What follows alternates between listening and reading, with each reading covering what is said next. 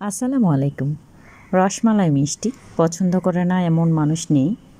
তো এই রসমালাই মিষ্টিটা কিভাবে তৈরি করলাম দেখতে পাচ্ছেন কতটা সফট হয়েছে, মুখে দিলেই কিন্তু এটা গলে যাচ্ছে, খেতেও অসাধারণ। মাত্র 50 টাকার গুঁড়ো দুধ দিয়ে আমি কিন্তু এই রেসিপিটা করেছি।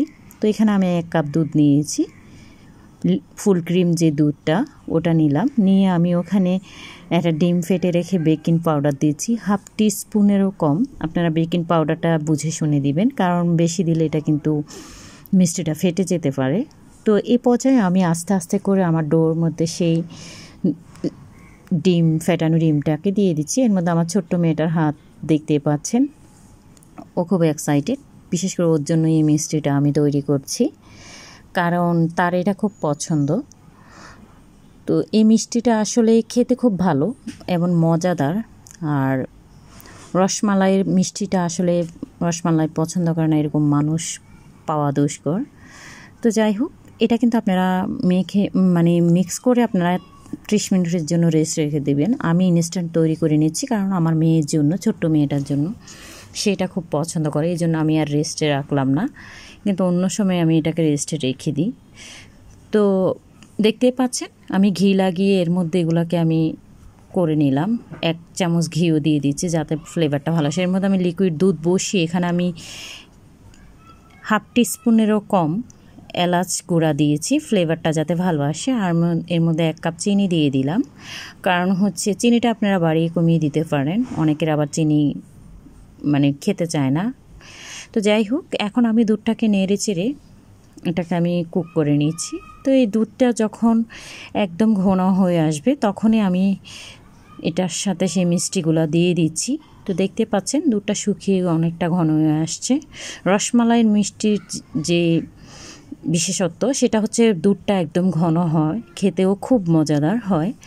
তো আমার রেসিপিগুলো ভালো লাগলে একটা করে লাইক দেবেন, কমেন্ট করবেন, আর আমার চ্যানেলটাকে সাবস্ক্রাইব করতে ভুলবেন না। যারা সাবস্ক্রাইব করে দিচ্ছেন তাদেরকে অসংখ্য ধন্যবাদ, আর যারা সাবস্ক্রাইব করেন না তারা প্লিজ সাবস্ক্রাইব করে নেবেন। তো দেখতেই পাচ্ছেন আমার মিষ্টিটা অলরেডি ফুলে উঠেছে। যখন আপনারা মিষ্টিটা রান্না করবেন তখন দেখবেন মিষ্টিটা যখন উপরের দিকে ভেসে উঠবে, তার মানে এটা প্রায় কুক হয়ে আসছে। তো এ পর্যায়ে চুলার আঁচটাকে মিডিয়াম টু লো করে দিবেন, লো করে এটাকে আস্তে আস্তে করে নেবেন। এই কাজটা খুব ধৈর্য সহকারে করতে হয়, না হলে মিষ্টিটা নষ্ট হয়ে যেতে পারে। তো আমার এটাকে আমি উল্টে পাল্টে একটু পর পরে দিচ্ছি, যাতে এটা পুরোটা ভিতরের যে ফ্লেভারটা ঢুকে যায় মিষ্টির। তো অলরেডি আমার দুধের যে থিকনেসটা দেখতেই পাচ্ছেন কতটা ঘন হয়েছে। তো সবাইকে আমি একটাই অনুরোধ, অনেকে ভিডিও দেখেন কিন্তু লাইক দেন না, আবার অনেকে কমেন্ট করেন, তারপরে কমেন্ট করেন না লাইক দেন এরকম। তো অনেকে আবার লাইক কমেন্ট কিছুই করেন না। দয়া করে একটা করে লাইক কমেন্ট করবেন, কারণ আমরা অনেক কষ্ট করে একটা ভিডিও বানাই, আপনারা দেখলেই আমাদের সার্থকতা। তো এখানে আসলে আমি বলবো, প্রত্যেকটা মানুষ একা কোথাও কোনো জায়গায় একলা একলা যে আপনি বড় হবেন এরকম না, সবারই হেল্প লাগে। দয়া করে আমাদের যারা আমরা কষ্ট করে এইসব ভিডিওগুলো করি, আপনারা সবাই একটা করে লাইক করবেন, কমেন্ট করবেন, চ্যানেলটাকে যে সাবস্ক্রাইব করবেন, ভিডিওটাকে কন্টিনিউ করার চেষ্টা করবেন। তো আমার মিষ্টিটা অলরেডি ডান, কিন্তু সরি, আমার কিছু মিষ্টি আমার মেয়ে অনেক কান্নাকাটি করছিল, এই জন্য ওকে দিয়ে দিতে হয়েছে আগে। তো আপনাদেরকে আমি অর্ধেকটাই দেখাচ্ছি। তো দেখতে পাচ্ছেন কতটা আকর্ষণীয় হয়েছে এবং কি রসালো হয়েছে। আপনারা যখন বাসায় ট্রাই করবেন আমাকে কমেন্টে জানাবেন আপনাদেরটা কেমন হয়েছে। যদি পারফেক্ট অনুযায়ী যদি করেন, ইনশাল্লাহ আপনাদের তো এরকম হবে। খুব অল্প করে হচ্ছে, কিন্তু এই মিষ্টি এখানে আমার প্রায় 1 কেজির মতো দুধ, 1 কেজি মতো হয়েছে মিষ্টি।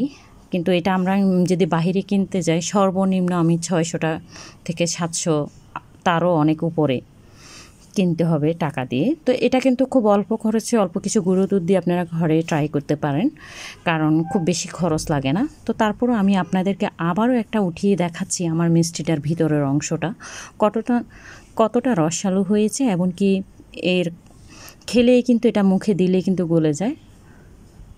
দেখতে পাচ্ছেন মাশাআল্লাহ একদম তুলতুলে নরম হয়েছে। যখন আপনারা বাসায় ট্রাই করবেন নিজেরাই বুঝবেন। তো সবাইকে অসংখ্য ধন্যবাদ, ভালো থাকবেন, আর আমার চ্যানেলটাকে সাবস্ক্রাইব করতে ভুলবেন না।